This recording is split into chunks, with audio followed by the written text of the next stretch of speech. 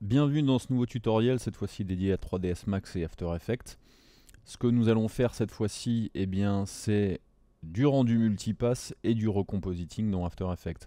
Donc comment est-ce que nous allons procéder? Dans un premier temps, nous allons dans 3ds Max, pour le premier exercice, utiliser ce vaisseau que nous avons déjà utilisé dans le premier tuto que nous avons fait sur les render elements, sauf que c'était sur une image fixe avec un recompositing sous Photoshop, alors que là nous allons faire un recompositing sous After Effects.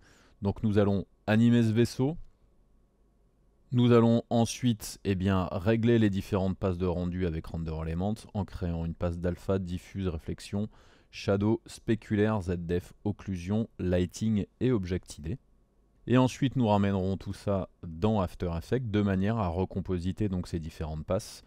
Donc avec les différentes passes que nous avions, donc diffuse, lumière, réflexion, spéculaire, un deuxième spéculaire et un troisième spéculaire pour augmenter un petit peu cette influence là, une occlusion par-dessus, une passe d'ombre, et ensuite la couche alpha qui va nous servir à faire le détourage de tout ça.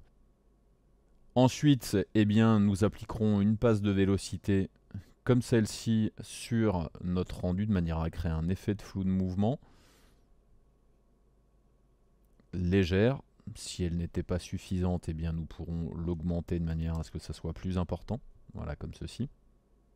Et une fois que nous aurons mis notre passe de vélocité sur notre vaisseau, nous allons faire une passe de glow comme j'ai l'habitude de faire sur mes rendus pour rajouter effectivement un aspect un peu plus cinématographique à notre scène. Une fois que nous aurons fini ce compositing là, nous allons faire à nouveau un passage dans 3ds Max. Ce passage, il va nous permettre de créer une animation assez basique dans 3ds Max. Donc avec une scène éclairée et donc une petite animation avec des petites boîtes comme ceci, un truc tout bête, pour montrer un petit peu les fondamentaux de l'utilisation de l'extension de 3ds Max qui s'appelle StateSet et qui vous permet de faire des passes de rendu. Alors, cette opération avec StateSet va vous permettre après de ramener dans After Effects les différentes passes de rendu que nous aurions fait dans 3ds Max et ensuite de proposer la possibilité de récupérer des informations d'animation des objets de 3ds Max pour appliquer ensuite par exemple, comme c'est le cas ici pour le texte boîte rouge qui arrive ici, qui lui est tout simplement un calque 3D parenté à une des boîtes ici, et donc StateSet va nous permettre d'exporter différentes informations d'animation entre 3ds Max et After Effects.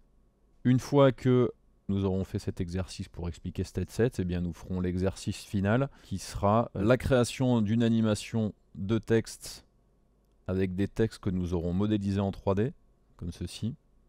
Donc si je vous montre un petit peu de plus près ce que ça donne, c'est des textes un petit peu futuristes comme ceci. Donc vous allez apprendre à utiliser certains plugs et certaines options de modélisation de texte de manière à créer cet effet-là sur vos textes. Et ensuite, donc, nous créerons cette animation de texte de manière à faire un effet un petit peu bande-annonce 3D comme c'est souvent le cas dans les bandes-annonces de cinéma. Et nous exporterons tout ça à l'aide des Render Elements et de StateSet de manière à recompositer tout ça dans After Effects et donc créer un compositing donc, de ces lettres-là de manière à donner un effet un peu plus bande-annonce. Donc comme ceci, bien entendu, l'effet de départ, c'est tout simplement le recomposite donc, de nos rendus 3D, comme ceci. Ok.